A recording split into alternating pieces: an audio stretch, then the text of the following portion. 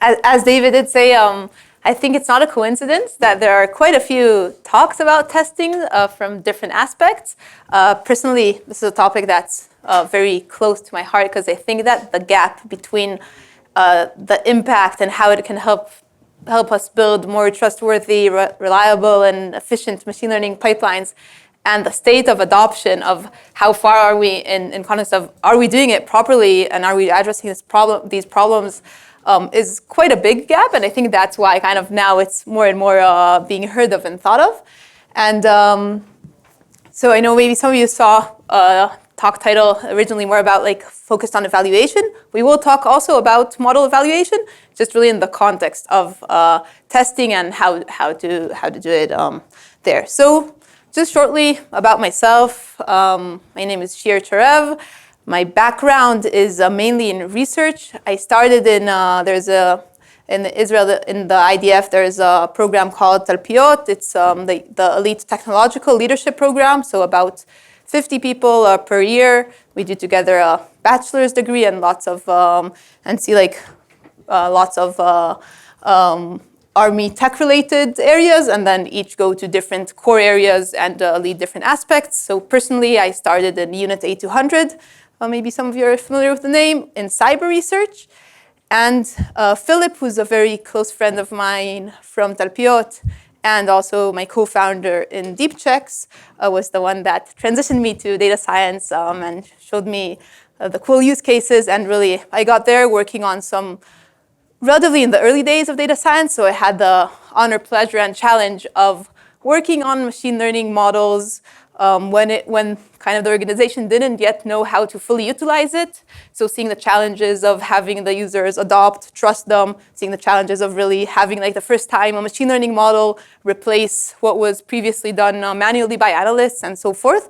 And that was kind of one of the main motivations of founding Deepchecks, in which we work on continuous validation of machine learning models, which is really how to have them operate properly throughout the life cycle of the model. And I'll talk at the end just a bit more about what we do. You'll also see it incorporated kind of in the talk, because this is a relatively, I would say, most hands-on talk in the context of we're going to see concepts, how to, like, what are the problems, how to utilize them, how to solve or address them, and with various examples, because we also have quite a wide open source offering. So also I'll show examples from it, which you can hopefully use in your pipelines or be inspired by and implement them in a way that's relevant for you. And generally, personally about me, I love training, so not only models. You may see me maybe here some morning going on a run or in some more exotic locations, kitesurf and skiing. And if you're ever around the Tel Aviv area, then it's likely to see me on either my electrical or non-electrical unicycle. I will say that feel free, if you have any questions throughout, okay, you can raise your hand. I'll be happy to take questions, and hopefully we'll have also some time at the end. I will say that the office hours will be not directly after, because we have a short break. So if not, feel free to catch me, like I think it's at 4. Cool. So since we're going to talk about testing in CI/CD, it mainly means that we have 2 topics to cover, and one is testing, and the other one is CI/CD and the connection between them. And let's just dive in. So what happens to machine learning without validation? I think we've all seen lots of examples. These are just a few that were published throughout recent years, from trading glitches, weird prices, bias problems, Glassdoor's CEO being offered positions in Glassdoor, even though he's obviously already working there. And this is just kind of the tip of the iceberg. I guess any data science practitioner that I talk to that's more than a short while in the field has usually examples. It's not necessarily always examples that came to production. Sometimes it is, and like losing thousands of dollars or having some undesired predictions, for example, bias. But many times it's just throughout the research, like some way, part way there, a few weeks in, you understand that your data acquisition efforts were problematic, you have problematic labels, and it's really kind of throughout. And this is, so we're going to talk about testing in the broader way. Some of it is also in order for us not to have not to be next in the titles. So before we start, though, the concept of testing is really not that new, right? I mean, in software, it's for so long, and why don't we just do exactly the same thing? So while both machine learning and regular software have code involved, it's really essentially different.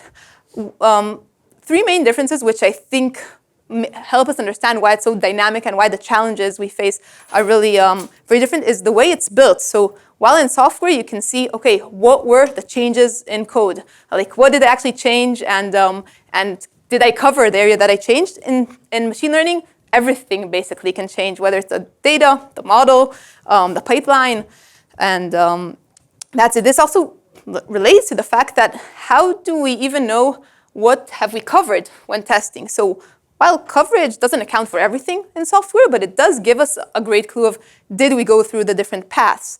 And are there any like branches that we didn't? In machine learning, what does it mean to cover? Am I trying to, if it's a neural network, obviously I'm not trying to cover like the activations of the neural network, right? That's like not really relevant.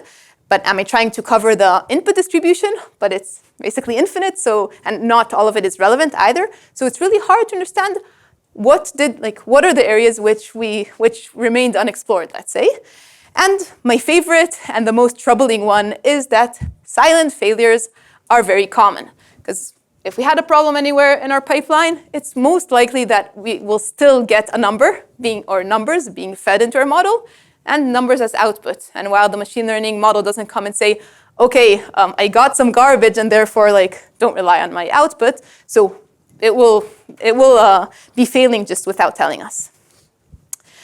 So hopefully, I mean, by now, I guess it's quite clear why you would want to have a testing or automated testing methodology. I think like the main focus for me is why to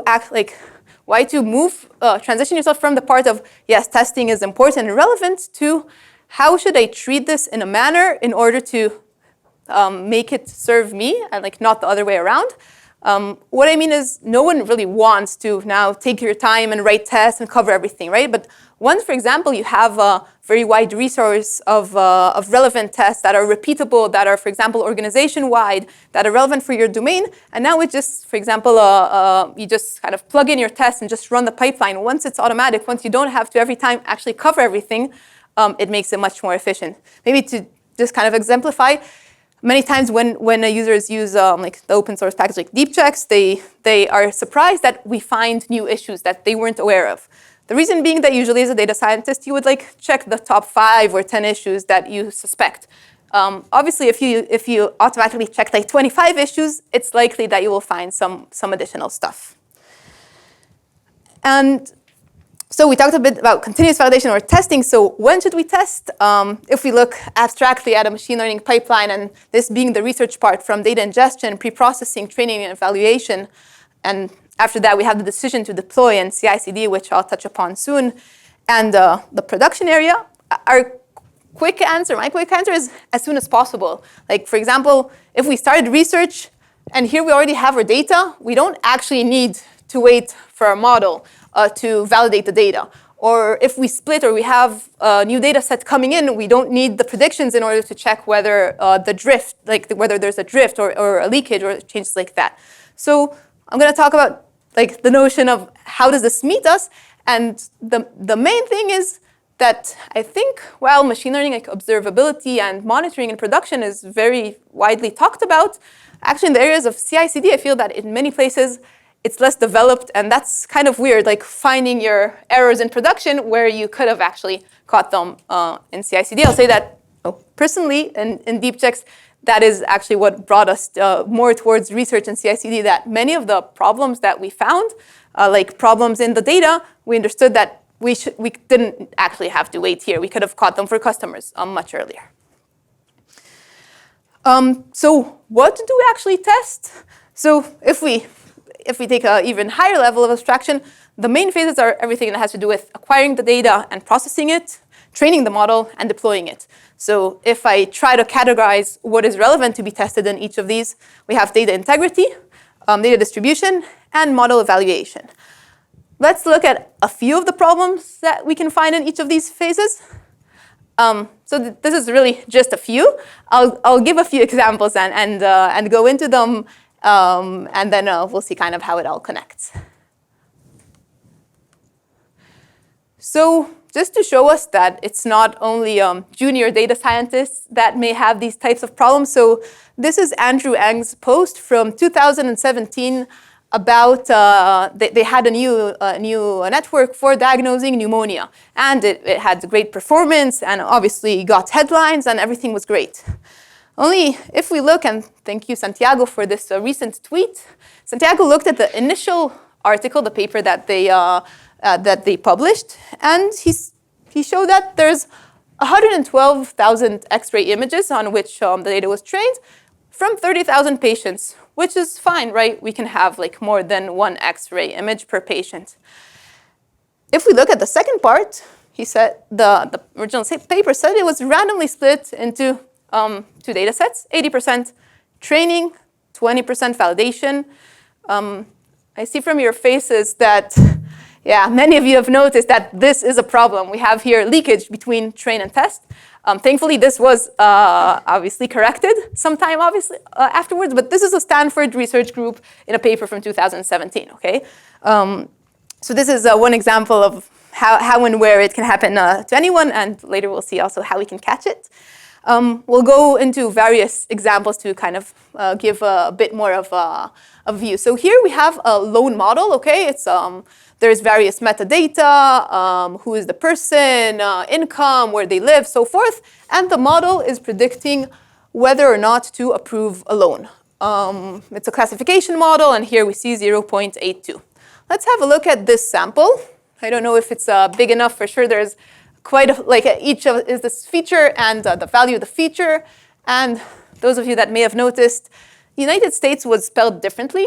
Now, if our pipeline actually dealt with this and we did normalize our data, then this would have been fixed. But if it hadn't, then probably what would happen at this phase would that, let's say we do one hot encoding, right? So United States with a small s is a new category, right? Being a new category may be also much less common. And if the country, which is likely a significant feature, as we can see, we get a completely different prediction. So this is the problem you call string mismatch, and yeah, it's in the area of data integrity, right? Because it's nothing changed, but it's really the data itself. Another different example, and here it's, I would say, somewhat a policy or the construction of a data set. I'm not here saying what is the correct answer. What you can see is that the only difference is the sex of the person, while the prediction is different. This is something we would, first of all, want to be aware of, and probably want to monitor, verify, and have a specific policy about how we deal with these types of things. The thing is that if we don't actually define it or check for it, then it can go unnoticed until it gets some not very complementing titles and obviously problems. And it's not only limited to, so I gave a few examples from tabular data, but it's really all throughout. Obviously, the way to catch these types of problems is a bit different, but these problems exist. So I don't know, those of you that are familiar with, this is a paper from 2016 called Why Should I Trust You? And they had a great model for, what they were trying to do was distinguish between wolves and huskies. And the metrics of the model were really, really good. Okay, it did a great job. However, when they inspected the places in which it was wrong, they did notice some pattern, and that is, if we have a look at this example, and we can see that the truth is husky and the prediction was wolf. Does anyone have a suspicion what's different? Yeah, snow.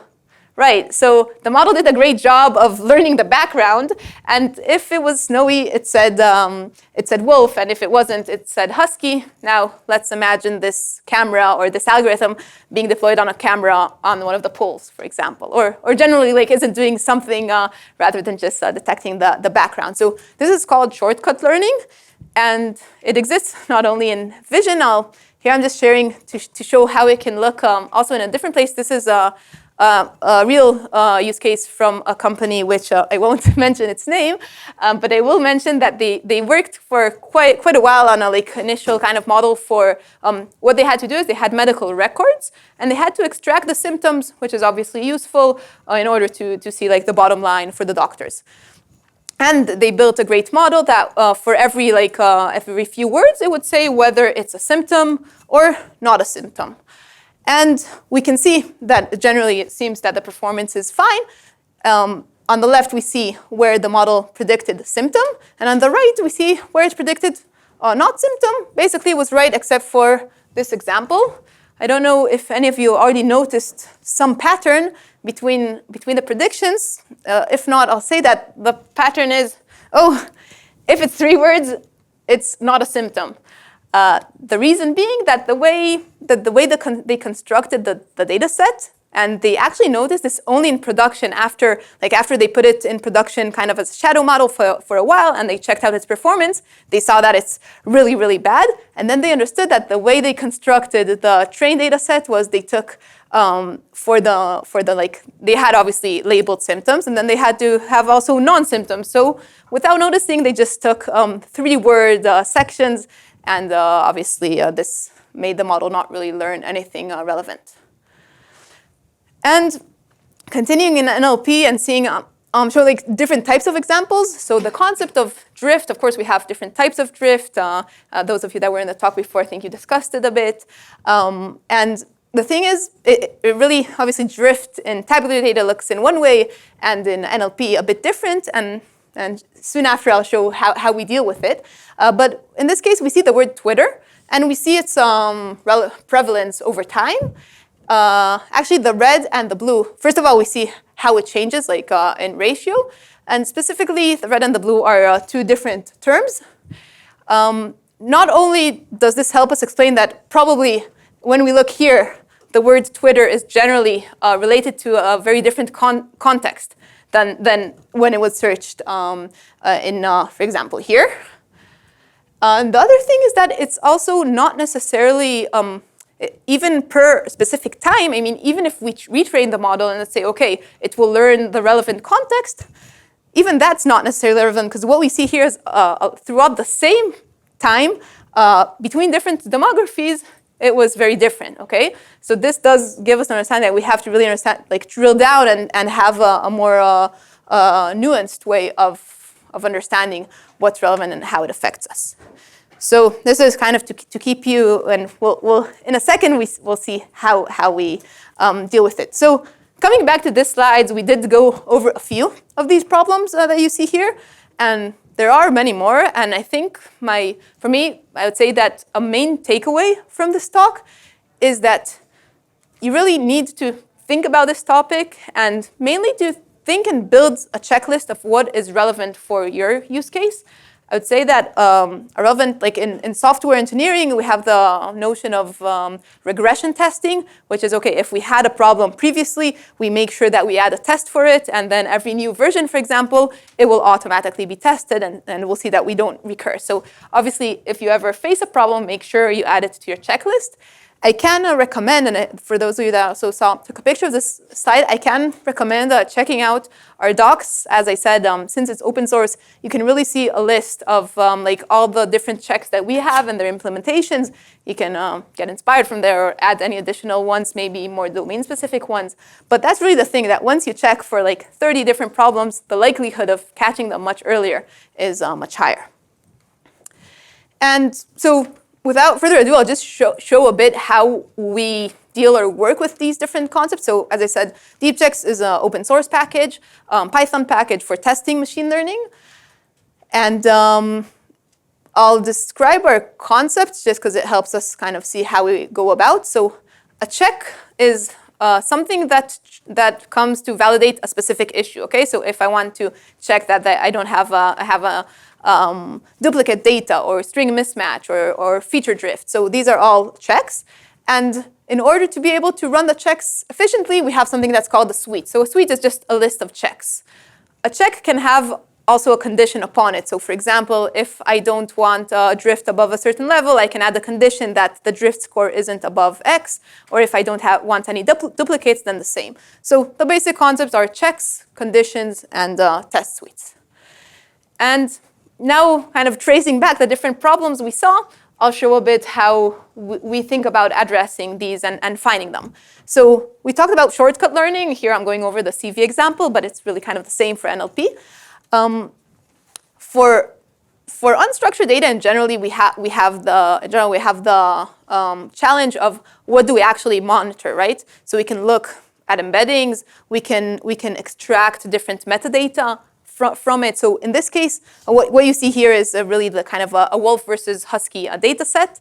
And what we're doing is we're extracting various what we call properties, which is metadata about the pictures. So for example, things like the ratio, things like if it's an object detection class, object detection task, things like the number of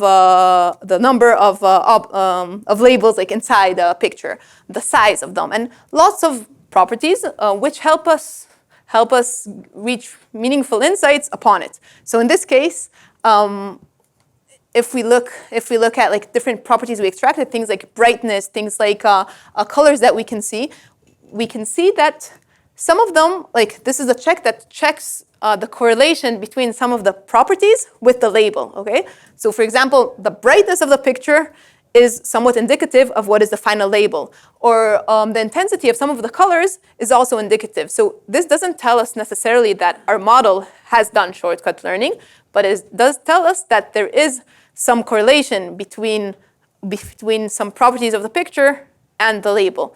And therefore, it would be something that we want to validate. Is our data set really represent? Like, obviously, a solution here would be to just change the structure of our data set, right? So if we see that there are some aspects in the data set which weren't built optimally, then we can adapt them. So this is a data integrity check, as we call it. String mismatch, the example we saw before with United States being big and small. So in this case, we can really just check that we don't have multiple forms of the same words, whether it's special characters or anything like that. So here we just kind of see an example of, again, it's not necessarily a problem, but it's something we can verify and make sure that nothing throughout the pipeline kind of missed our attention. This is an example that I really like because it's relevant in quite a lot of contexts. So the notion of how is our model performing? So for example, if we have demographic features, or even not necessarily demographic, it can also be, in this example, it's like we see various features that are related to technical aspects. So for example, maybe our performance is much better for Android users than for iPhone and so forth. So what we do in when talking about model evaluation and how to really address it in a more thorough way is checking the performance throughout different segments, okay? So in the case specifically weak segments performance, what it does is tries to find sub-segments of the data in which the model is performing much worse. In this case, for example, we can see that 5% of the data is in a specific URL length and num titles, and its performance is 0.96, which is much lower than the average performance of 0.99. And drift, which is always a loved one. And in this case, I mean, drift for unstructured data is always an interesting challenge. And what you see here is this is just, we see embeddings from, in this case, from OpenAI. And what we see in red is the test data set, and in blue it's the train data set. I call them train and test, but essentially it can be any two data sets, right? It can also be like my inference data from yesterday and my inference data from today, or training data of the model versus inference data and so forth. But anyway, train, test, or any two data sets. And one way to distinguish that we find very useful for drift, especially when it's like multivariate drift, is we train what we call a domain classifier. So we train our model, and the target of the model is to, per sample, say whether this is a train sample or is this a test sample. Okay, so the target is like which data set it belongs to. And the drift score, which is our overall classification of is this drifted or not, is how good is this model, right? Because if my model is able to distinguish between train and test, then probably I have a significant enough difference between them or some sort of multivariate drift or embedding drift. So this is also relevant for multivariate drift for tabular data. And in this case, what we can see is, so the drift score is derived from the domain classifier's score. And in this case, we see it's a high drift score. If we try to understand the drift score, we can see it high. So let's have a look. We can, like by the eye, we can see that there are really areas in which it's quite clear whether this belongs to the train or to the test. But a good way to, like, let's say, okay, so we have some drift. What do we do now, right? So if we have a high drift, it means the domain classifier is doing quite a good enough job.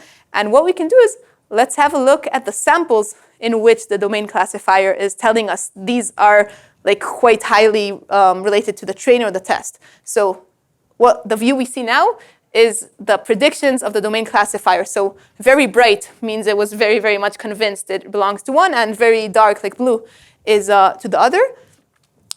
At this phase, of course, well, one thing we may want to do is retrain. The other thing we may want to do is try to explore and understand, like, what is the difference. And in this case, what we do is look at additional like slices and see a correlation. So for example, if we look at the topics of these different areas, we can see that the drift is really related to various, in this case, it's like a tweet-related comments. So we can see that they come from different topics. And then this helps us kind of understand a bit more the drift and what we actually want to do with it. If there are any questions, then this is a good time. Yeah? For the classifier model that you train, how do you go about not getting stuck in the infinite loop of like, I must get my classifier model better to know if there is a drift? Like, how do you not get stuck in the world of like just trying to get that model extremely good, or trying to write a model to test that model's output? Like, that just seems redundant. So like, what are like rules of thumb that you guys use to say like, okay, enough, this is good enough?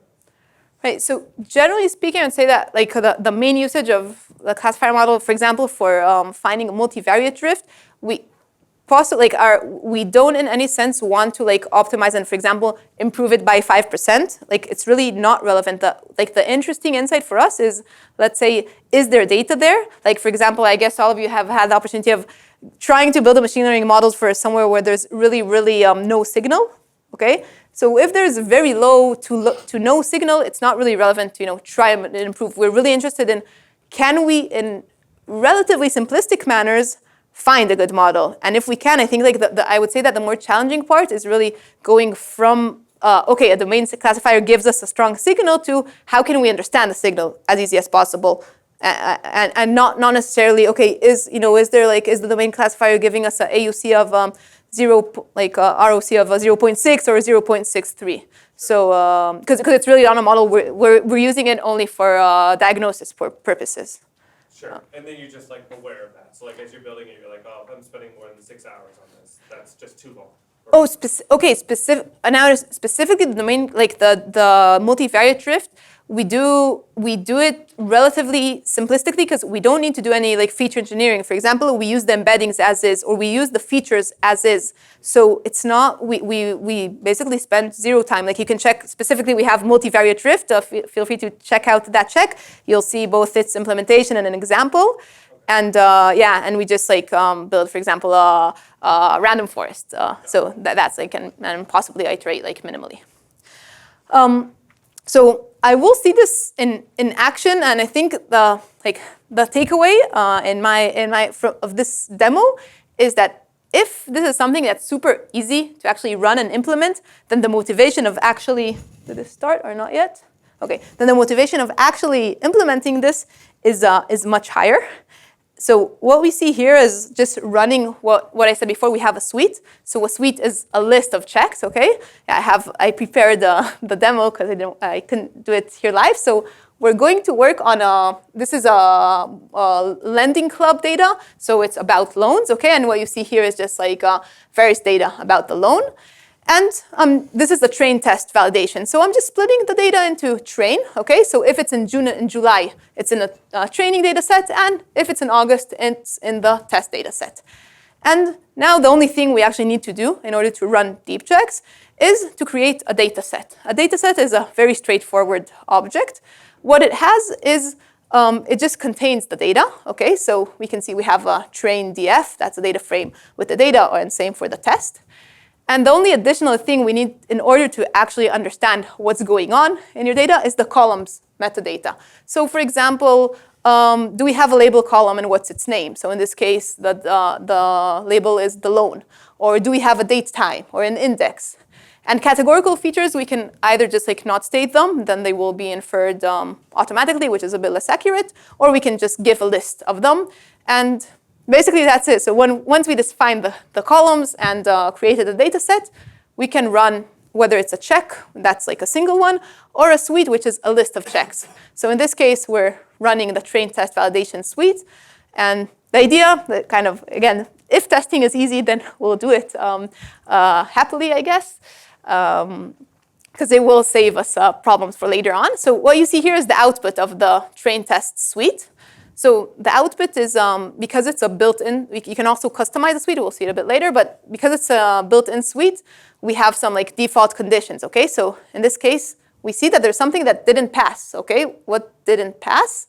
We found leaked dates. So if you remember, before I said that we split like June, July, and August, the problem is that there was data from 2 years. So if I have test data samples from 2017 to 2018, but I have also training data from 2018, obviously this is a problem kind of resembling what we saw before, just this is like a date leakage problem. So in this case, like what we'll do now is, I think I pressed it by mistake. Yeah, I did. So what we'll do now is we'll fix the problem by just like saying, okay, so let's just take training data to be, now that we are aware, so 2017, and test data to be 2018. And then we just like recreate again the data sets and with the same columns metadata and run it. And here we'll see that we don't have a date leakage anymore, but we may have different problems. So in this case, like we have a new category, like a value of a category that's only in the test set. So there's a feature called address state, which was only in the test set. So obviously, our model, if we train our model on this, it will have no additional data about it. And we can also find here, yeah, it's a bit harder when the demo is not live. And we also see here a multivariate drift, okay? So here, this is kind of the same mechanism as before. We're training a domain classifier. And in this case, we both see the drift score. And when we scroll down, we can see what are the main features. So what we take is the feature importance from the domain classifier. And we can see that features such as interest rate and are the main contributors. Interest rate, and the other one is the loans grade.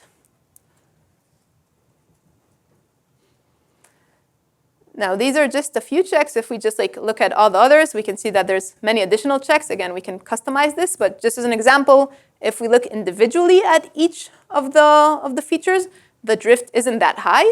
But when we look at it multivariate way, there was a big drift. So this is an example of running a suite, and the idea is really that you can write your own checks through Deepchecks or like directly separately. And we can also just run a single check. So for example, if we want a multivariate drift, we just import it.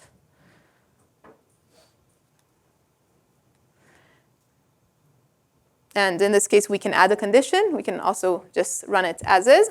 And this doesn't have to only be used, like we can also use the same display data like before.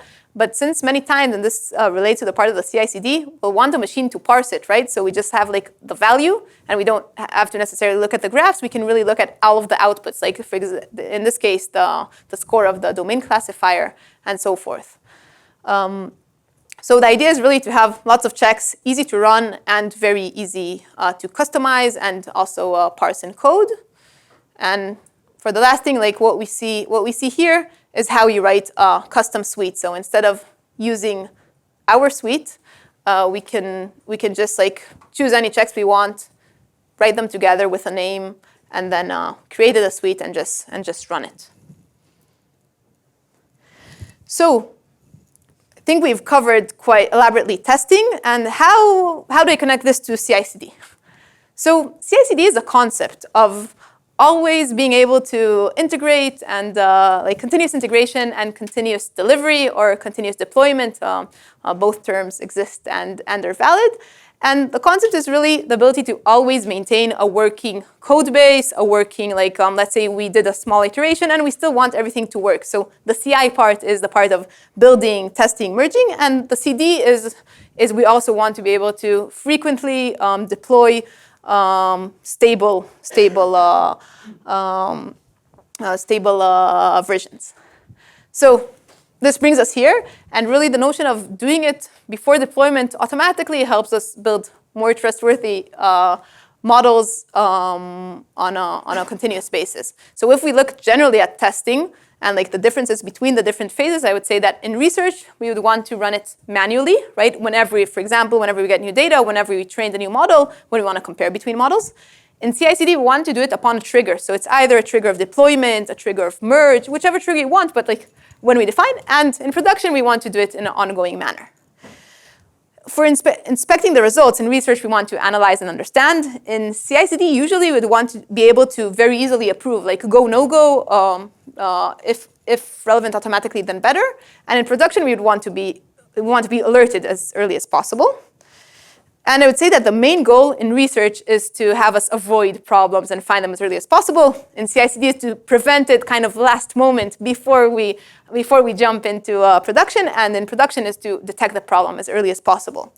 So I'll dive in a bit here because I think the notion of testing and automated testing, really this is where it comes to place. And it's like I had a conversation with Emily, those of you that were in her session maybe before. And I think that while in some way we reach like kind of somewhat different emphasis of who should test and where should we test, I think we do both agree of the concept that in the places where it's possible to have inside your process efficient testing, it will save lots of time, especially in this case if, like, for example, the data scientist actually has a big part in defining the tests and being able to make sure they run properly.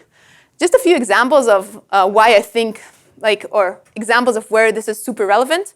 So when we retrain every day, we obviously need automated testing in order to make sure that the data didn't drift drastically.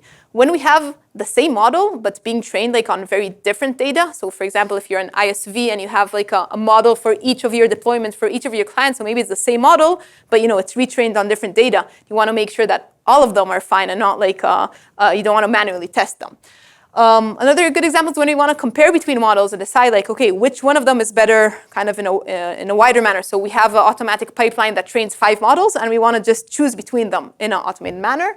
When we have complex pipelines, such as many data sources coming in, and probably the data team didn't notify us that they changed the API, and now the calibration is like of the feature, it's no longer between 1 and 3, it's between 1 and 23. Obviously, our model will continue to work, but that feature will be irrelevant. So the more complex the pipeline, the more places that there are. I think a classic example, which happens a lot, is that the processing pipeline was updated, but only in testing, or only in the inference, or only in the training. And there suddenly, like, we discover this usually only when it's actually in production. And when we want to really like drill down and check, for example, lots of metrics, business metrics, data science metrics, and we really want to make sure that it at least exceeds the threshold for all of these metrics. And this is something that's very tedious to do manually, and we'll probably not actually do it. So these are lots of places where I see CI/CD being gradually more adopted and kind of still not there. And there are many more, but these are just a few I wanted to mention. And when we look about implementing CI, I would say that there are a few kind of key roles. And one thing is, what does it integrate with? So classically, it would be either with source control, like GitHub, GitLab, or with workflow management, such as Airflow. And what are the triggers? So maybe you would also want to be able to trigger it manually upon every commit, upon every merge, and so forth. What are the resources from which it takes, right? So if you're, for example, working with model versioning, so maybe you would want to take the artifact from there, or wherever you store your data and your model and so forth. So be able to be very flexible about working with the resources and what it actually runs on. be able to have a fail pass status. This relates to the like automatically knowing if it works or not. And also being able to save like previous versions and comparing between them. So if I summarize CI for testing machine learning models, it's running tests on like predefined resources on predefined triggers. And while this seems quite, I don't know, I think for many times for data scientists, this seems like a kind of faraway notions. I think actually implementing this is super easy. I will give a kind of short end-to-end example of how this actually looks. And this can be either, again, implemented. Those of you that are interested, I'd be happy to also talk. Like we do have, this is just kind of a POC, which we also have an alpha for. But it's also very easy to implement it yourself. And I think it's really the concepts of how we actually run this. So this is like end-to-end kind of how it works. So what we see here is, yeah, is it working? Cool. So essentially what we want to configure is two things. One is, what are the resources we run on? Okay, so like a trained data set, a test data set, the model. And the other thing is what do we test? Okay, so what do we actually want to run? Now you'll see this is, in this case, we put it like inside the .deepchecks folder, and this is a simple YAML configuration file. So for each of these assets, we say like, okay, from where do you take it? So whether if you want to take like a built-in suite, so this is like, okay, Deepcheck suite state integrity, or if we want a custom suite like we saw before, it's just defined in simple code, and this is the name of the file and the name of the actual suite, which you can see there. So how does the configuration of these assets look like? So we have here a file in which we can really like get the training data set, the test data set. Basically what we do is we just read it from wherever, okay? So here, if it's in S3 or from MLflow or load it from wherever we want, so we load the data set. And for the model itself, we can do one of two. We can either load like a pre-trained model, or we can have the CI actually trigger also the training. And then we save aside like the model, and then we can just use the one that we trained here also later on. So in this case, what we're like showing here is that we did some improvement, okay, for the CI for the pipeline, and I guess many of you have like, did you ever change a model to be like some of the processing to be in NumPy in order for it to be more efficient, some of the processing? So we did that, and we like improved the inference time of the model, okay? So here I just like updated kind of in the background, the new commit of improving model inference time, and I'm just like committing and publishing the new code. And now if we go into the GitHub, we'll see that there's like a new branch with pushes a minute ago. And we create a pull request, right? Because we just updated the model, and we want to stay always updated, and we just opened a PR. And now you can see that we're going to run the required checks from the .deepchecks configuration file, and we can see the test just like any other test in progress. So we're just waiting to see the results. And now we can see that the checks have failed, which is good to know before we actually deploy or merge it. And in this case, again, this is like a recent POC. We can see more details in the Deepchecks CI. So what we see here essentially is just the output of a suite. So we see that there are some checks that failed, like a train test performance and ROC report. So we can see that there's a really drastic change between the performance on the train data set and on the test data set. And even more troubling, the ROC is kind of 0.5, okay? So it does seem that something is super wrong with our model. I'll just like jump a bit forward. So if we go back here to our code, we can see that this is a simulation. So what I did here was I like converted it into NumPy. And basically, I don't know if it happened to you. For me, it happened. It was a super annoying bug of because of the NumPy conversion, what happens was that the indices were actually lost, and then like the labels and the samples were no longer actually correctly correlated.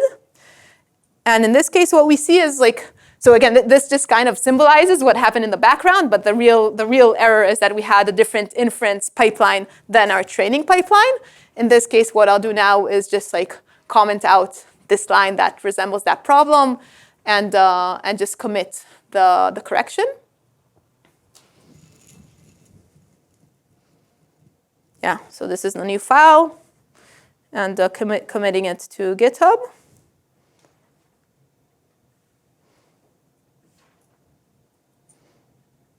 And now, if we come back here and we refresh, we can see that there was a new fix, and that all checks have passed. So if we actually go and see all the details, or we can see it also from here, we can see that our CI ran again, and now everything has passed. If we want to really, like, for example, compare between various models in different branches, so here we're just looking at previous runs, and in this case, this is like the previous commit, okay?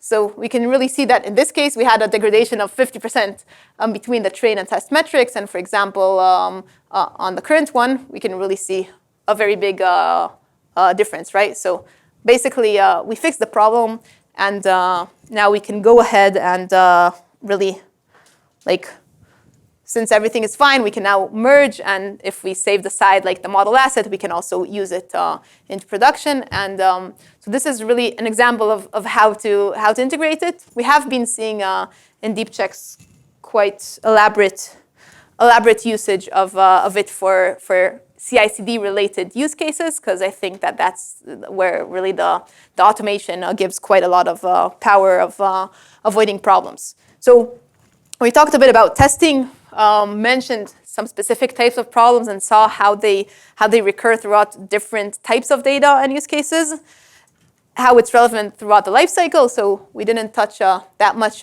monitoring, but obviously there we just have to do it on an ongoing basis, and talked a bit about testing with Deepchecks. If I just add another sentence or two about us, so really what we do is we work in the area of continuous validation, and we have open source offerings basically for all of these fields. Actually, for the monitoring one, we're going to release it just in a few weeks. So if that's relevant for you, stay tuned.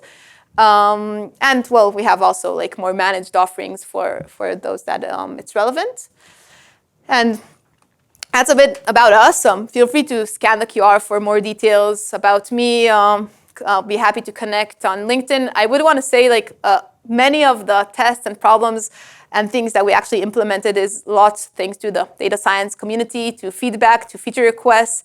And that's one of the things why it's really, really amazing to work on an open source product that is both relevant and gives value to a place where I think is most critical and really helps make the amazing value of machine learning work better and wider spread.